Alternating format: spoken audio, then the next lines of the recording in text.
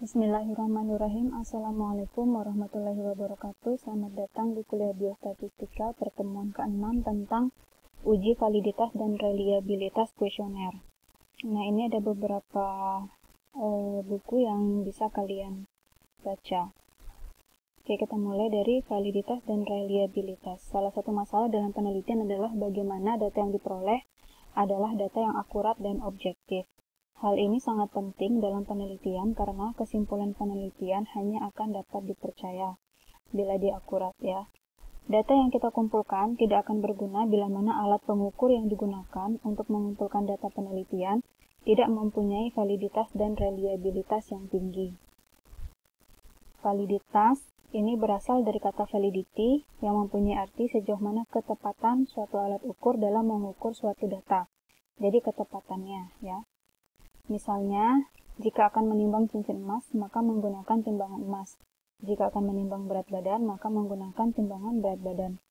Jadi, timbangan berat badan hanya valid untuk menimbang berat badan, tapi tidak valid jika untuk menimbang cincin emas. Untuk mengetahui validitas suatu instrumen, terutama kuesioner, dilakukan dengan cara melakukan korelasi antar skor masing-masing variabel dengan skor totalnya. Suatu variabel atau pertanyaan dikatakan valid jika skor variabel tersebut berkorelasi secara signifikan dengan skor totalnya. Kemudian reliabilitas adalah suatu ukuran yang menunjukkan sejauh mana hasil pengukuran tetap konsisten. Ya, kata kuncinya adalah konsisten. Bila dilakukan pengukuran 2 kali atau lebih terhadap gejala yang sama dan dengan alat ukur yang sama. Misalkan, jika akan mengukur jarak dari satu tempat ke tempat lain dengan menggunakan 2 jenis alat ukur pertama dengan meteran logam, sedangkan alat ukur kedua misalkan dengan menghitung langkah kaki. Pengukuran dengan meteran logam akan mendapatkan hasil yang sama kalau pengukurannya diulang 2 kali atau lebih. Sebaliknya, pengukuran yang dilakukan dengan langkah kaki besar kemungkinan akan didapatkan hasil yang berbeda jika pengukurannya diulang. Maka berarti meteran logam lebih reliable dibandingkan langkah kaki untuk mengukur jarak. Pertanyaan dikatakan reliable jika jawaban seseorang terhadap pertanyaan tersebut adalah konsisten atau stabil dari waktu ke waktu. Jadi, jika responden menjawab tidak setuju terhadap perilaku merokok dapat mempertinggi kepercayaan diri, maka jika beberapa waktu kemudian ia ditanya lagi untuk hal yang sama, maka seharusnya tetap konsisten pada jawaban semula, yaitu tidak setuju. Itu namanya reliable. Kemudian uji validitas kuesioner. Teknik korelasi yang digunakan adalah korelasi Pearson product moment, misalkan kita membandingkan nilai T hitung dengan T tabelnya, atau bisa juga menggunakan Cronbach alpha jika kita mau membandingkan R hitung dengan R tabelnya. Keputusan ujinya adalah bila R hitung lebih besar daripada R tabel, artinya variabel atau pertanyaan tersebut valid. Kalau R hitungnya lebih kecil atau sama dengan R tabel, artinya variabel atau pertanyaan tersebut tidak valid. Kemudian uji reliabilitas kuesioner. Pengujian reliabilitas dimulai dengan menguji validitasnya terlebih dahulu. Jadi jika pertanyaannya tidak valid, maka pertanyaan tersebut dibuang.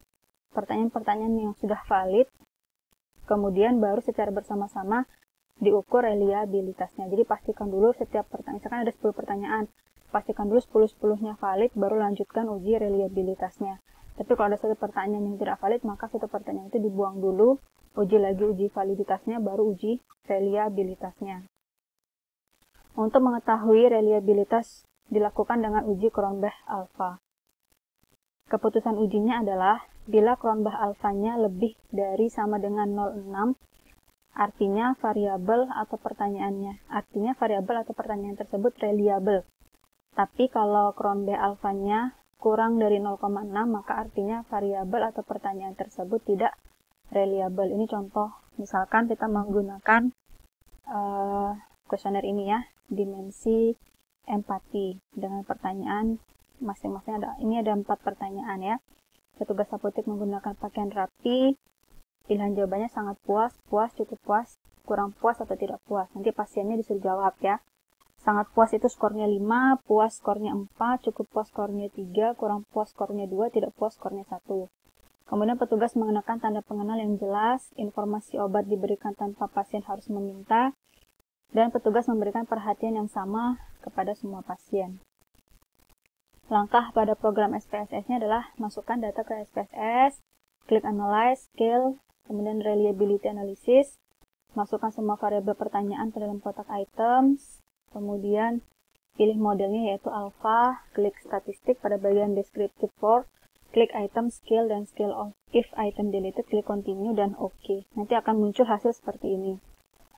Kemudian, untuk melihat nilai reliabilitasnya, jika semua data valid, ya maka reliabilitasnya kita lihat dari nilai cron B alpha yang ada di sini. Kemudian untuk melihat hasil validitasnya, kita melihat dari tabel yang ada di sini, kolom yang ada di sini, corrected item total correlation. Nah, ini yang kita lihat ya. Tapi kalau misalkan nanti ada yang di delete pertanyaannya, maka kita melihat reliabilitasnya dari nilai yang ini. Oke, kemudian interpretasi dari hasil tersebut. Hasil analisis reliability memperlihatkan dua bagian ya. Bagian utama menunjukkan hasil statistik deskriptif masing-masing variabel dalam bentuk mean, standar deviasi, dan sebagainya. Ya, mean, standar deviasi, dan N. N-nya adalah jumlah pasien yang diuji untuk validitas dan reliabilitas, ada 30 orang. Kemudian bagian kedua memperlihatkan hasil dari proses validitas dan reliabilitas. Tadi ya, ada corrected dan ada korelasi, ada cron B alpha juga. Kaidah yang berlaku bahwa pengujian dimulai dengan menguji validitas kuesionernya dulu, baru dilanjutkan dengan uji reliabilitas. Nah, uji validitasnya untuk mengetahui validitas kuesioner dilakukan dengan membandingkan nilai R tabel dengan R hitungnya. Sekarang menentukan nilai R tabelnya.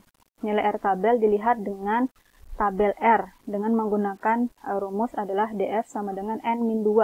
Tadi jumlah pasiennya ada 30, ya 30 dikurangi 2 sama dengan 28. Pada tingkat kemaknaan 5% atau 0,05, didapatkan angka R tabelnya adalah 0,3610. Kemudian sekarang selanjutnya adalah menentukan R hitungnya.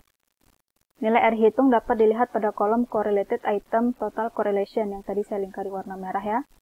Maka diambil keputusan masing-masing pertanyaan dibandingkan nilai R hitung dengan nilai R tabelnya. Ketentuannya, bila nilai R hitungnya lebih besar daripada R tabel, maka pertanyaan tersebut dikatakan valid.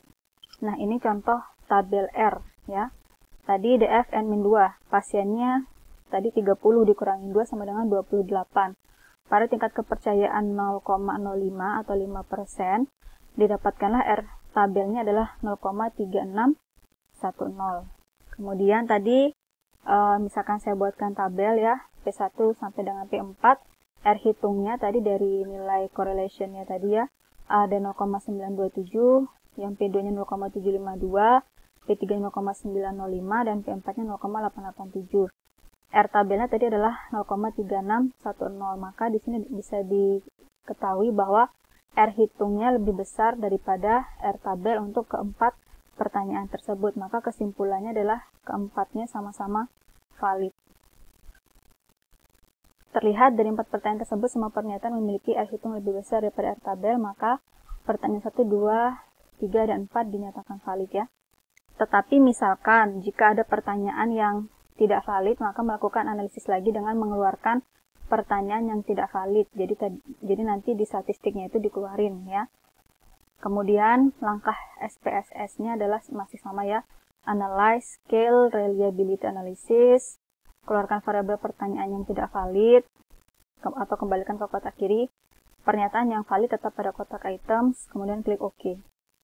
Kemudian interpretasikan kembali dan pastikan semua pertanyaannya sudah valid. Nah, kalau sudah valid semua, kan kebetulan nih keempat pertanyaannya valid semua ya, maka kita lanjut ke uji reliabilitas.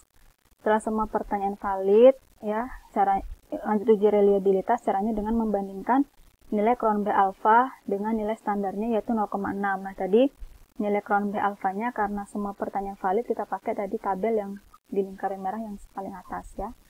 Dari hasil uji di atas, nilai R alfanya adalah 0,943, lebih besar dibandingkan dengan nilai 0,6. maka keempat pertanyaan tersebut dinyatakan reliable atau konsisten ya. Bisa dilihat di tabel yang tadi. Nah, ini ya. 0,943 lebih besar daripada 0,6, maka dia reliable ya. Oke, mungkin itu saja yang bisa saya sampaikan. Jika ada yang ingin ditanyakan, silakan bertanya di kolom komen ya. Terima kasih banyak. Wassalamualaikum warahmatullahi wabarakatuh.